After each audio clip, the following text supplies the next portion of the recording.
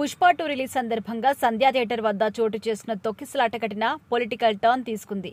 CM Revanth రెడ్డితో సహా పలువురు రాజకీయ నేతలు తీవ్రమైన వ్యాఖ్యలు చేయడమే దీనికి ప్రధాన కారణం. ఇక అల్లు అర్జున్ ఇంటిపై దాడి జరగడంతో ఇది మరింత తీవ్ర రూపం దాలుస్తోంది.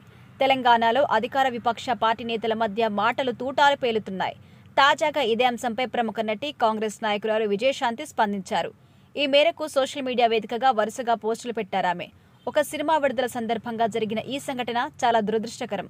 అయితే ప్రశాంతంగా ఉన్న తెలంగాణలో విభజన రేఖలు తెచ్చే వరకు వెళ్తున్నట్టుగా తెలుస్తోంది.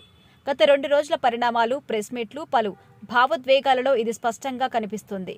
ప్రాంతాలుగా విడిపోయి ప్రజలుగా కలుసున్నాం అనే నాటి తెలంగాణ ఉద్యమ స్ఫూర్తి అట్లా కాక మళ్ళా ప్రజల మనోభావాల మధ్య విభజన వచ్చే వరకు నడవాలి అనేది ఈ సందర్భంగా కొన్ని రాజకీయ పార్టీల ప్రయోగంగా కనిపిస్తోంది.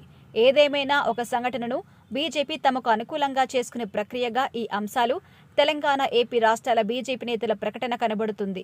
సినిమా పరిశ్రమను నాశనం చేసేందుకు తెలంగాణ కాంగ్రెస్ ప్రభుత్వం, ముఖ్యమంత్రి రేవంత్ రెడ్డి ప్రయత్నిస్తున్నారని బీజేపీ కేంద్ర మంత్రులు ఆరోపణ చేయడం గమనార్హం.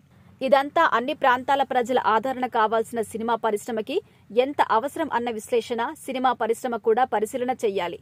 సమస్యను పరిష్కరించేందుకు ప్రయత్నం చేయాలి. హరహర మహాదేవ్ జై తెలంగాణ అని ట్విట్టర్లో రాసుకొచ్చారు రామ్లమ్మ. సంధ్యా థియేటర్ హైదరాబాద్ సంఘటన దృష్ట్యా చట్టం ప్రకారం బాధితుల కుటుంబ ఫిర్యాదుల అనుసారం నమోదైన కేసులు, పోలీసుల కార్యాచరణ, కోర్టు విచారణ, ఆ తర్వాత బెయిల్పై విడుదల. ఈ మొత్తంలో ప్రభుత్వ ధోరణి తప్పితే ప్రత్యేకించి పక్షపాతం అనే పరిస్థితి ఎక్కడుంది?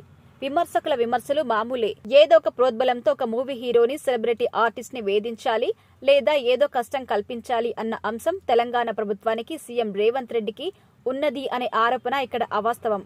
హరహర మహాదేవ్ జై తెలంగాణ అని మరో ట్వీట్ చేశారు విజయశాంతి.